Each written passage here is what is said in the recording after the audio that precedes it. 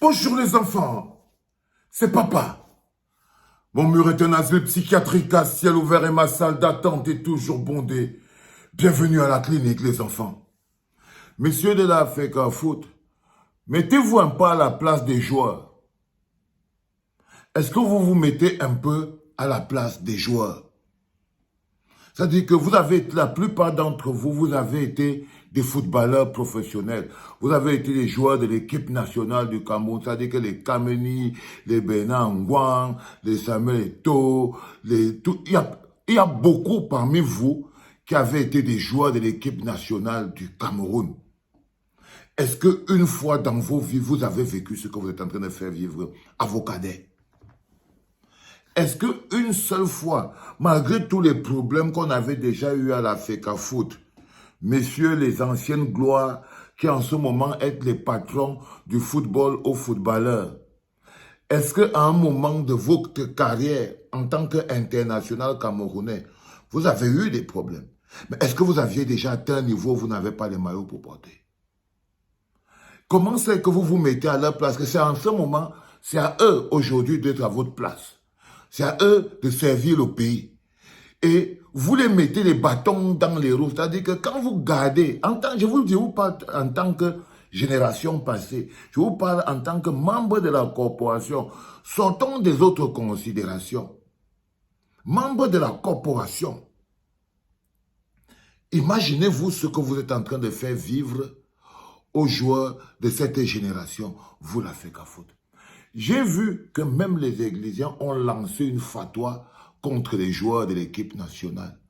C'est-à-dire qu'ils trouvent que les joueurs de l'équipe nationale n'ont pas suffisamment de personnalité. Qu'ils devaient dire non. Les joueurs de l'équipe nationale devaient dire non. Ils parlent à des joueurs qui n'arrivent même pas à dire arrêtez la guerre dans le nord ou c'est le sud. Ils croient que c'est à ça qu'ils vont venir dire non. Mais les Églisiens, je vous ai dit, ils vivent c'est tellement répulsif autant de violence. Ils ont totalement perdu la raison. Donc maintenant, ils mettent les joueurs dans une situation. Les mecs, ils vont jouer le 8 juin. Hein. Mais en ce moment précis, il y a tout un front qui se dresse à l'intérieur du pays pour prier pour que l'équipe nationale perde. C'est le Cameroun qui perd. On n'est plus un pays. Ça, c'est quand le pays a été relégué. Je vous parle des considérations plus grandes que les petites personnes. Et comment c'est que la course à l'intérêt individuel, l'envoûtement psychologique et mental, l'amour empoisonné détruisent l'intérêt supérieur d'un pays. Voilà une génération qui est sacrifiée par les autres membres de sa génération. Exactement comme je vous dis toujours, le Cameroun, c'est la FECA Foot. Samuel Eto'o, c'est Pomba. C'est-à-dire qu'il n'y a aucune différence. Il n'y a aucune différence. Ils ont donc décidé de lancer une fatwa contre les lions indomptables. En ce moment, c'est eux qui vont prier pour que les lions perdent. Là, que l'intérêt du Cameroun ne compte en rien du tout. Là, à l'intérieur. Les joueurs, en ce moment, se sentent affaiblis. Ils sont affaiblis, ils sont désavantagés. Ils étaient censés avoir un cadre qui est maintenant organisé pour bien pouvoir jouer. C'est la catastrophe. C'est la totale catastrophe. Églisiens déposés, moi je ne suis pas en train de dire que c'est de votre faute et que le ministère n'a pas de... Et moi je ne suis pas dans vos histoires là. Ministère, FECA Foot, moi, ne m'amenez pas votre débat inutile.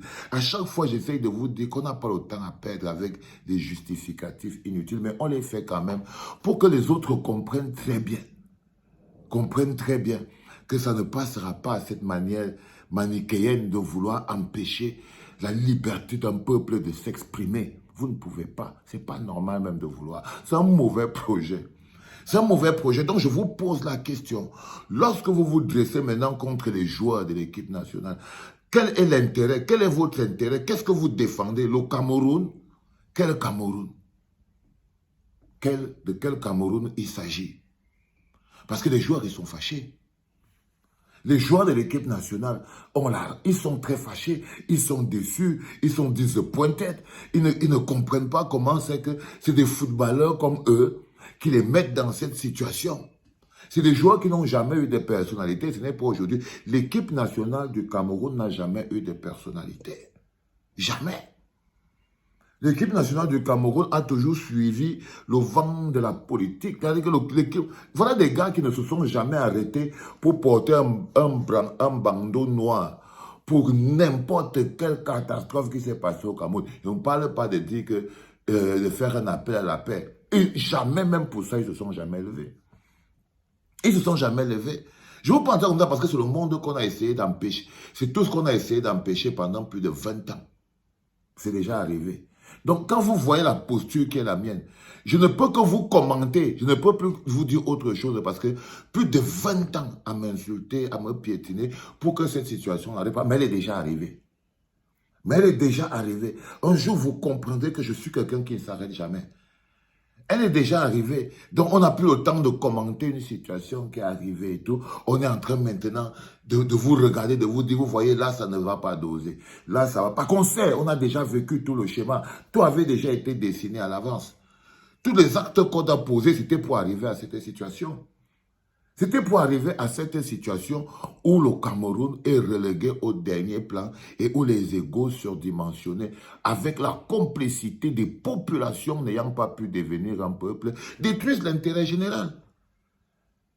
Et font effondrer. Là, maintenant, c'est le Cameroun en lui-même qui est touché et personne ne peut rien. C'est-à-dire qu'on a atteint un niveau de délabrement de la structure de l'État. On a atteint un niveau de délabrement de la gouvernance. Que ce que vous voyez là, on peut vous dire avec certitude que je crois que c'est un combat en fait qui se passe dans la chambre Pomba, entre Pomba et Chantal Biya. Et ce sont les effets de ça que nous on voit ici en bas. Sinon, ce n'est pas possible. Sinon, ce n'est pas possible que les gens puissent faire autant de méchanceté sans que personne ne soit déjà arrêté jusqu'à aujourd'hui. Comment vous pouvez expliquer aux gens que jusqu'à aujourd'hui, personne n'a été arrêté? Non, c'est parce que les marionnettistes sont loin en haut. Et tout ce que nous on voit ici en bas, c'est des pions au détriment des joueurs de foot. Au détriment des joueurs de foot. Donc j'ai envie de demander aux mecs, surtout d'abord aux mecs de l'Africa Foot parce qu'ils sont de la corporation. Moi, je ne demande rien aux mecs du ministère. Bah, les mecs du ministère, c'est des... Je ne sais même pas comment on peut dire ça. C'est Pomba, non? Moi, je demande encore quoi à Pomba. Et ça, c'est lui qui manipule tout ce truc. OK?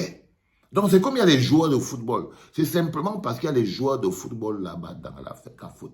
Pour leur dire que comment vos pères, vos frères, vos petits frères, dont vous avez la responsabilité, c'est en tant que joueur de foot, c'est pas en tant que fonctionnaire.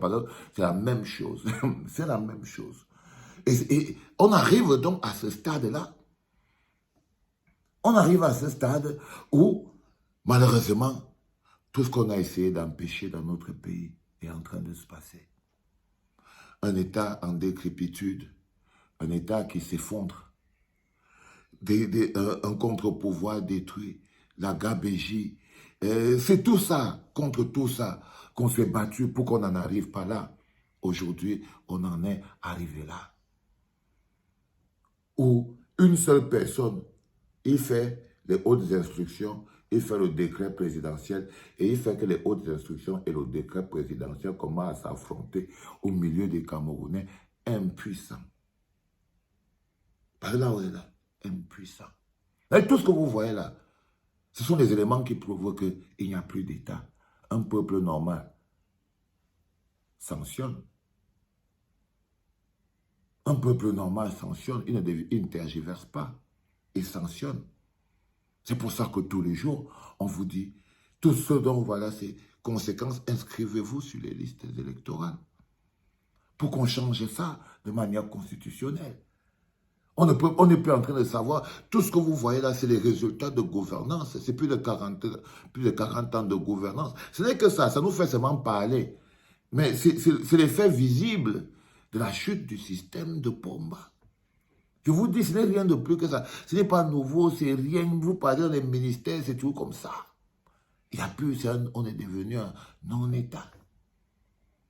On est devenu un non-État. C'est ça, c'est l'expression de ça.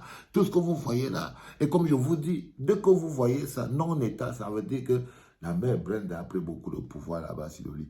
Ce que vous voyez là, c'est la bagarre entre Pomba et Madame Pomba dans le lit. Pomba a ses gars et Madame Pomba a aussi ses gars. Sinon, vous ne pouvez pas tenir. Il n'y a que lorsque le mari et sa femme se disputent déjà le pouvoir. Et ce que vous voyez là, ce n'est pas les deux qui sont en bas qui se disputent le pouvoir. Non. Cette capsule est tellement importante, les enfants. Parce que ce n'est pas les deux qui sont en bas là qui se disputent le pouvoir. C'est Pomba et la mère Brenda qui font une guerre de pouvoir. Donc, c'est les deux marionnettistes. Ils sont là-bas et tout. Et ils protègent leurs gens ici en bas. Chacun protège ses gens comme il peut. Jusqu'à chacun va peut-être prendre le pion de l'autre, le pion. Mais les deux personnes qui jouent au songo là-bas en haut, c'est le père de Brenda et la mère de Brenda. C'est eux qui manipulent tout ça. C'est eux qui manipulent tout ça. Tout ça, c'est...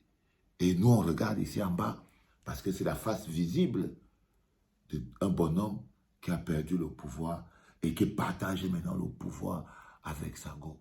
Et quand tu partages le pouvoir avec Sango, elle a sa propre administration. Son administration est là. Oui, mes enfants, il y a tellement de scénarios à l'intérieur de ce truc. Tellement de scénarios. Mais quand tu es vieux, tu partages le pouvoir avec Sango. Oui, et elle te crée le bicéphalisme. Donc il y a d'abord le bicéphalisme au sommet de l'État. C'est le bicéphalisme au sommet de l'État, les enfants. Ce n'est pas le Wéleba. Ce n'est pas le Wéleba. Il y a l'équipe de la mère elle-même, elle joue. C'est pour ça qu'on n'arrête personne. C'est pour ça que c'était vraiment les petits gens qui étaient. C'est que la police a dit arrêter les gens, non? Bah oui. C'est pour ça qu'on n'arrête personne. Parce qu'en fait, c'est Pomba et Chatan Bia qui jouent aux échecs. Bicéphalisme au sommet de l'État. Le type est devenu violent. Le Togo a pris beaucoup le pouvoir. Donc du coup, hein, les hautes instructions se battent contre le décret présidentiel dans le lit. C'est aussi ça la vie, les enfants. C'était le 3e podcast de la journée, en direct de la clinique. Allez vous inscrire sur les listes électorales, les enfants. C'était papa.